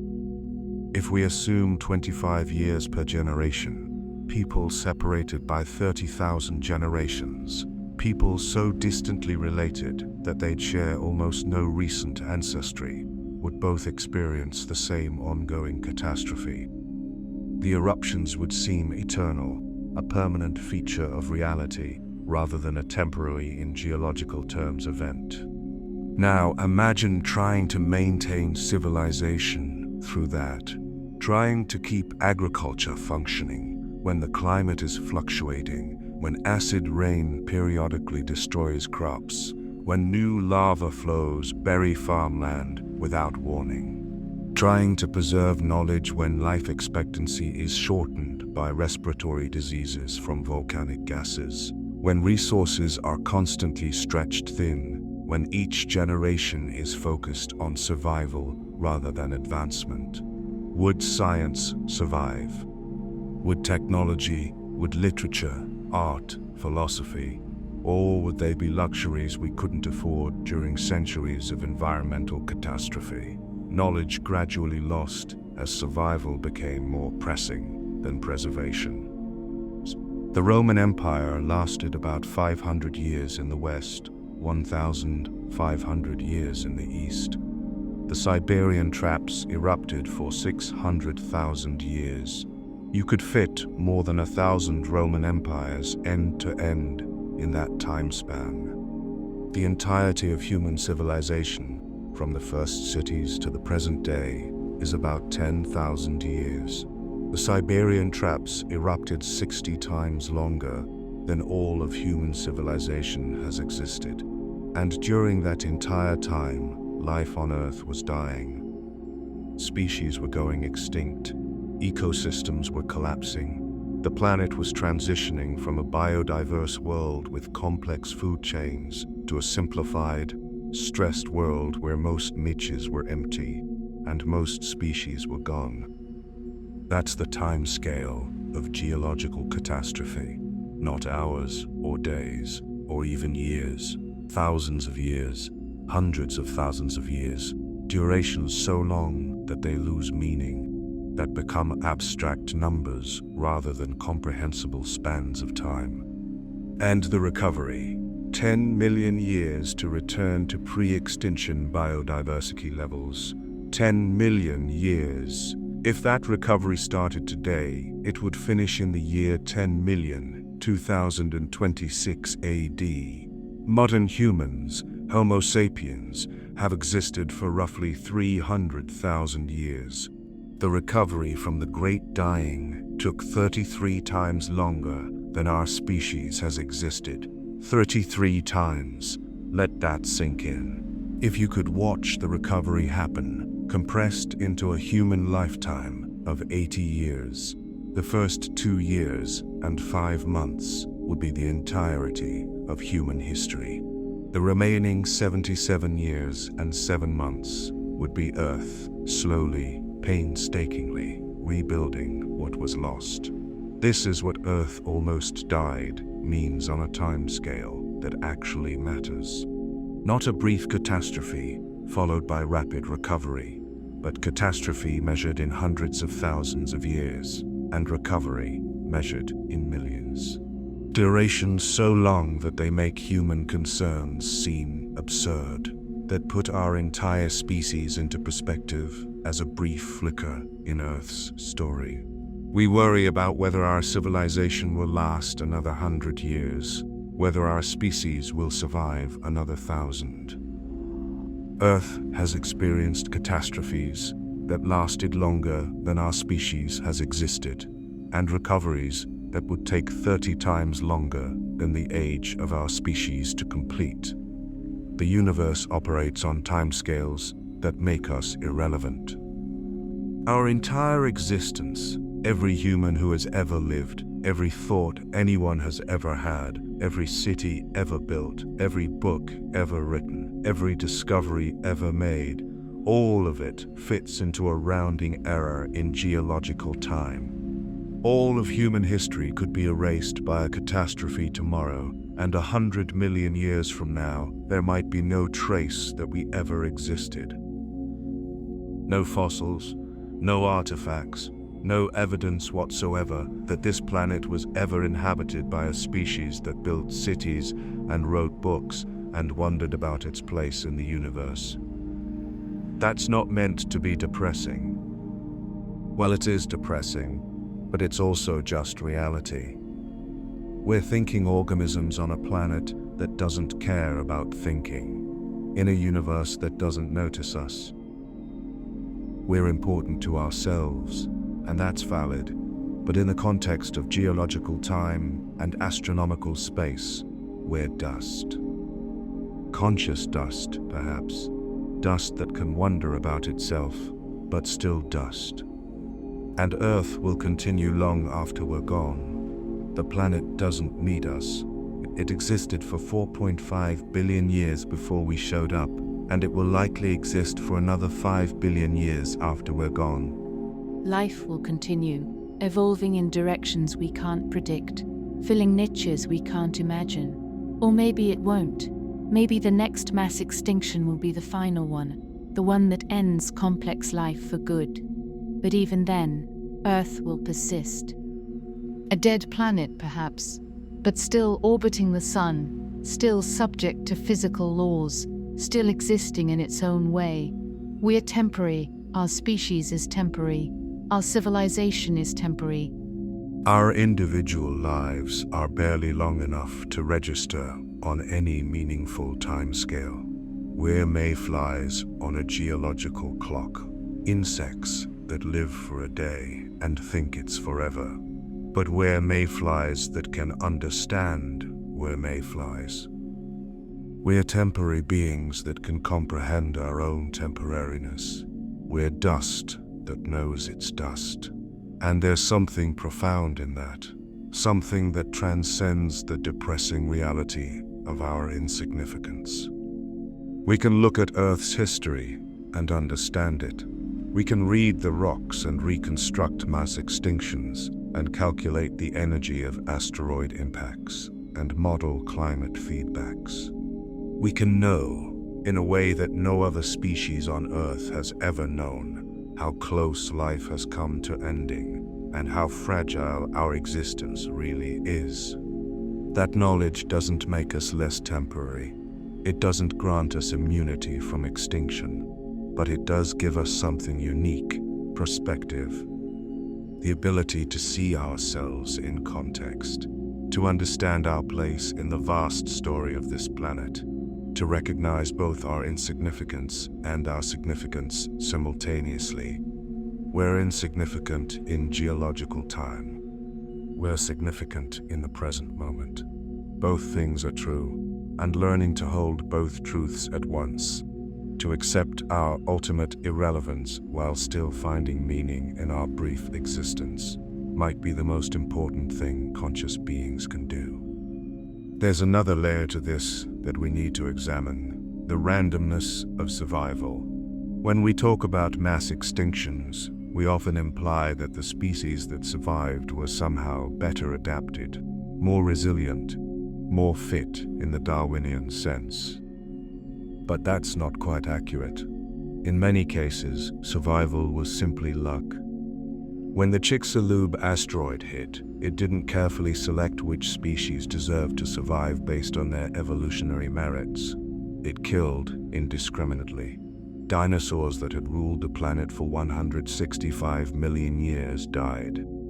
Small mammals that were evolutionary newcomers survived. Why? Not because mammals were better than dinosaurs, but because they happened to have characteristics: small size, burrowing behavior, ability to survive on limited food, that were useful during an impact winter. If the asteroid had hit 1 million years earlier or later, different species might have survived. If it had hit a different location, the environmental effects might have been less severe, and more dinosaurs might have made it through. If the impact winter had lasted a few years longer, even the mammals that survived might have gone extinct. Survival is contingent. It depends on being in the right place at the right time, with the right characteristics. But right is defined by the specific nature of the catastrophe, which is random. There's no way to evolve to be generally resistant to all catastrophes, because different catastrophes kill in different ways. An organism adapted to survive asteroid impacts, say, a small burrowing animal that can survive on limited food and doesn't need much oxygen, might be completely helpless during a supervolcano eruption that fills the atmosphere with toxic gases. An organism adapted to survive volcanic eruptions, perhaps something that can tolerate high sulfur levels and temperature extremes, might be wiped out by an ice age. There's no universal survival strategy. This means that every species, no matter how successful, no matter how well adapted to current conditions, is vulnerable to extinction if the right catastrophe comes along. Humans included, we're not special. We're not immune. We're subject to the same random forces that have exterminated 99% of all species that have ever lived. Our intelligence gives us advantages. We can predict some threats. We can build shelters, stockpile resources, develop technologies that might help us survive what would kill other species. But intelligence isn't a guarantee of survival. There have been many intelligent species in Earth's history: corvids, cetaceans, primates, cephalopods, and most of them have gone extinct. Intelligence is useful, but it's not magical. It doesn't protect you from a large enough asteroid, or a severe enough climate shift, or a deadly enough pandemic. And here's the disturbing part. There's no reason to think the universe will give us time to develop the technologies we need to truly protect ourselves. We're working on planetary defense systems, on climate engineering, on space colonization. But these technologies are still primitive. We've only just begun to develop the capability to deflect small asteroids. We have no ability to prevent supervolcano eruptions. We're barely beginning to understand how to stabilize climate systems. We're decades or centuries away from being able to establish self-sufficient colonies on other worlds. What if we don't get that time? What if a major catastrophe happens in the next 100 years before we've developed the technologies to survive it? What if our extinction comes not because we couldn't have developed defenses, but because we ran out of time before finishing them? That's the randomness that should terrify you. Not that catastrophes happen. We know they happen. We can see them in the geological record, but that their timing is random. We can't schedule them. We can't ask the universe to wait until we're ready. The next mass extinction could happen tomorrow or 1 million years from now, and there's no way to know which. Every species that survived a mass extinction survived partly through luck. They happened to have the right traits at the right time. They happened to be in locations that were less affected. They happened to have enough genetic diversity to adapt to new conditions. They got lucky, and every species that went extinct also got unlucky.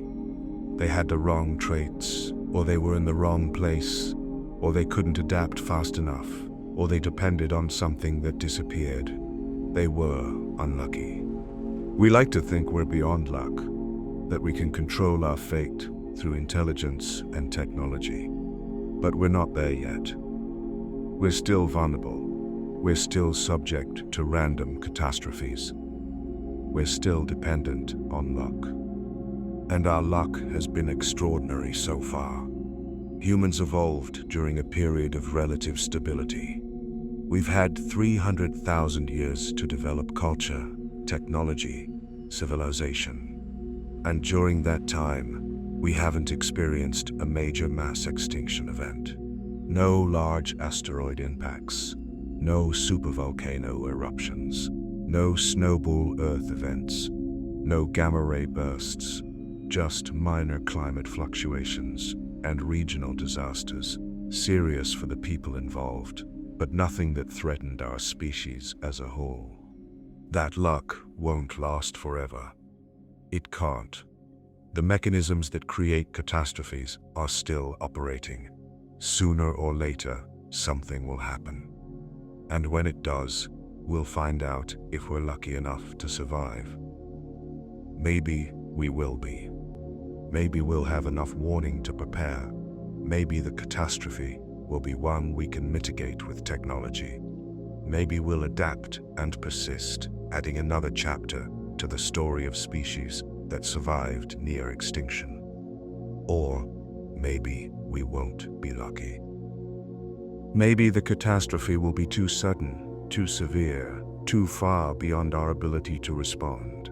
Maybe we'll join the 99% of species that have gone extinct, our brief moment of consciousness ending as randomly as it began. We don't control which outcome we get. We can improve our odds by developing better warning systems, by creating more robust infrastructure, by spreading to multiple worlds, but we can't eliminate randomness. We can't guarantee survival. We can only hope that when the dice are thrown, they come up in our favor. That's a humbling realization. We're not the culmination of evolution, the pinnacle of creation, the species that finally transcended the randomness of natural selection. We're just another species, subject to the same forces that have shaped life for billions of years, hoping our luck holds long enough to see what happens next. Let me tell you about a specific moment that haunts me more than any other in Earth's history. It's not the Chicxulub impact, though that was catastrophic. It's not the Great Dying, though that killed more species. It's a moment that probably didn't even happen. A moment I've constructed in my mind from the evidence we have about the end Permian extinction. Imagine you're an organism living 252 million years ago, somewhere in what will eventually become Siberia. You're not human. Humans won't exist for another 251.7 million years. You're something else. Maybe an early reptile, maybe an amphibian. You're adapted to your environment, successfully surviving and reproducing, doing what organisms do.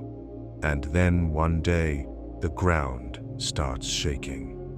Not an earthquake, you've experienced those before, but something continuous, a constant trembling that doesn't stop. You're confused, but not yet alarmed. Animals don't worry about things they don't understand. Over the next days and weeks, the shaking gets worse. Cracks appear in the ground, releasing gases that smell strange, that make you dizzy. The water in nearby rivers starts to bubble and steam. Something is wrong, but you don't have the cognitive capacity to understand what. You just know that your environment is changing in ways that feel threatening. Then, one day, the ground opens. A crack hundreds of meters long, spewing lava and ash and gases. The heat is intense, unbearable. You run, driven by instinct, but the lava is spreading, flowing like water but burning everything it touches. You escape this time, but the eruptions continue. Week after week, month after month, year after year, new cracks opening, more lava flowing, more gases released into the atmosphere. The sky changes color, the air becomes harder to breathe. Plants start dying, not all at once, but gradually, withering despite adequate water and sunlight. The food chain begins to fracture. Herbivores starve, predators, finding fewer prey, starve. Even scavengers struggle, as there's less death happening. The population has already declined so much that there's not enough dying to sustain the scavengers. And you're still there, getting thinner, weaker, struggling to find food. Maybe you survive for years this way, barely hanging on. Maybe you reproduce, and your offspring inherit a world that's measurably worse than the one you were born into. And their offspring inherit something worse still. Generations pass, tens of generations, hundreds, thousands, and each generation faces a world slightly more hostile than their parents did. The deterioration is so gradual that no single organism notices the full scope of the change. You can't compare current conditions to conditions from your great-great-great-grandparents' time, because you don't have that cognitive capacity. You just experience your current environment and try to survive in it. But over thousands of generations, the accumulation of small changes becomes catastrophic. The world has transformed from habitable to barely survivable to dying. And you, not you personally, but your lineage, your species, are dying with it. At some point, your species crosses a threshold.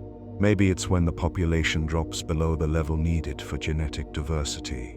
Maybe it's when a key food source disappears. Maybe it's when the environmental conditions exceed your species' tolerance range. But there's a moment, a final moment, when the last member of your species dies. There's no awareness of significance. The last individual doesn't know they're the last.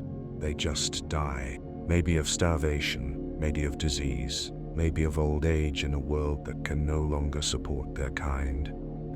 And with that death, millions of years of evolutionary history end.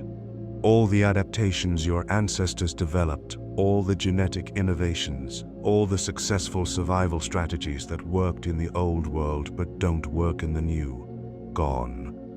This happened to approximately 96% of marine species and 70% of terrestrial vertebrate species during the end Permian extinction. For each of those species, there was a last individual, a final death that ended the lineage. Most of them probably died alone, or at least without awareness that they were witnessing an extinction. They just experienced their personal death, not understanding its larger significance. But we can look back and see the scope of what happened. We can understand that those individual deaths, multiplied millions of times across thousands of species, represented the near-total collapse of complex life on Earth. That's what haunts me. Not the catastrophe itself, though that's horrifying enough, but the individual experience of dying during a mass extinction, the slow degradation of your world, the gradual loss of familiar species and ecosystems, the increasing difficulty of survival. And finally, death, without ever understanding that you are part of something larger, something that would be remembered if anything survived to remember it, as one of the worst catastrophes in planetary history. We're experiencing something similar now, just on a faster timescale. Species are going extinct around us. Ecosystems are degrading. The climate is changing. And most organisms don't understand what's happening. They just experience increasing difficulty surviving, increasing pressure, increasing death. There's a lost Javan rhinoceros somewhere on Earth right now. The species is functionally extinct, with only about 70 individuals left. and they're not reproducing fast enough to maintain genetic diversity. That rhinoceros will die someday, probably without ever knowing it was the last. Its death will be personal, individual, insignificant to anyone except itself. But we'll look back and mark it as an extinction event, as the end of a lineage that survived millions of years of evolution, only to be eliminated by habitat destruction and poaching.